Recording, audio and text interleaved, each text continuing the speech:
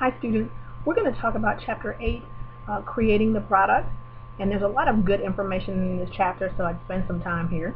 But first we start talking about creating value, and the focus of this chapter is how to create products that have benefits that consumers really value and desire. And one of the first concepts we talk about are the layers of the product. So we've got the core product, the actual product, and then the augmented product.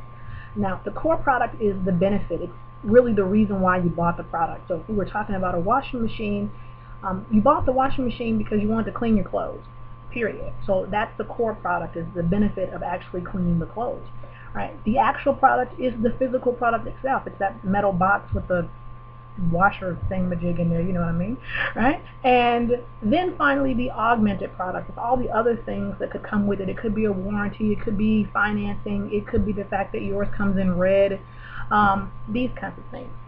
Now, we use this to help us differentiate customers, right? There are some customers who just really care about the core benefit, and all the other bells and whistles or the augmented portions of the product are not important to them. So that would be one way to differentiate customers.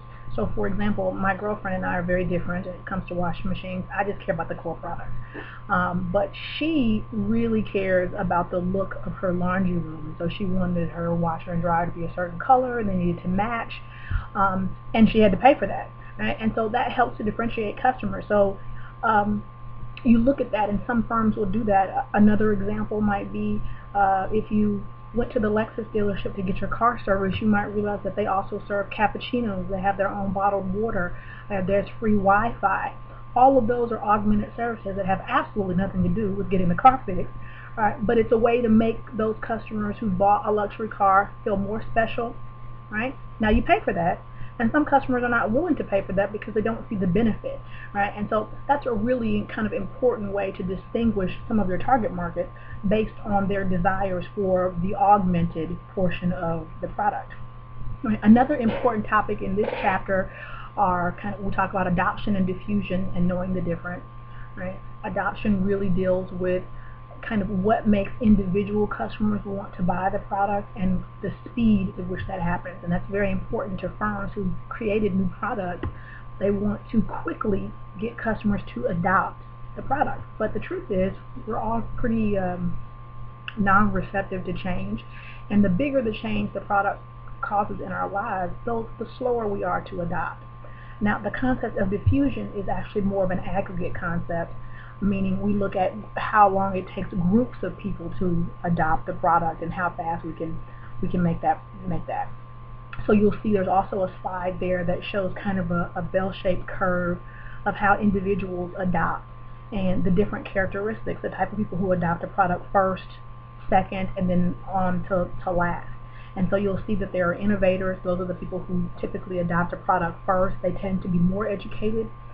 They tend to be highly involved in the product category, and they're obviously willing to spend more money. These are the people who sleep outside to get new game systems because they want to have it on the first day. Right? These people are really important to firms who come up with new products because they're going to be the first source of word of mouth that gets other people to try. So when the new iPad came out, right, the comments from the innovators who bought the product first, right, were very important to Apple in terms of addressing those so that we could speed up the diffusion process.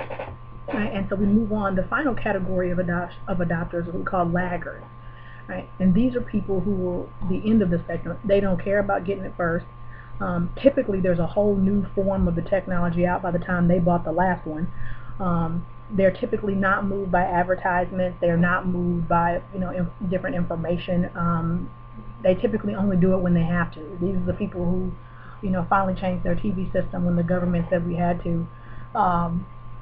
Because they don't care about that. These are people who still don't own a cell phone, right? Because they kind of buck the system. They're not necessarily interested in following the crowd.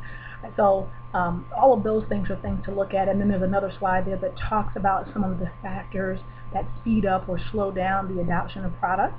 And you look at it talks about, let me see here, relative advantage of the product, how much clearly better is it than its predecessor will be really important, and the more so that it is, the faster people will adopt the product.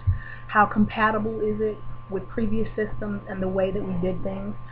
The more different and the more complex it is, the slower people will be to adopt. And so in many cases, it kind of lends firms to realize that if my product is more complex, I need to spend more time teaching customers how to use it, making them feel like it's not that difficult, and that will help to speed up adoption. Right? Then the last two were trialability and observability. So trialability is how many opportunities am I going to have to actually try the product out before I buy it. The more I have, the easier it is for me to make a purchase decision. And then observability. Are other people going to see me using this product? If the product is privately used, adoption will be slower because there'll be less chances for me to ask about the product. So if it's deodorant or something that people wouldn't typically normally ask their friend about, then the adoption process will be slower. So there's a lot of good stuff in this chapter that really talks about new products and their importance and how quickly we decide to buy those products. And I hope this will be helpful to you.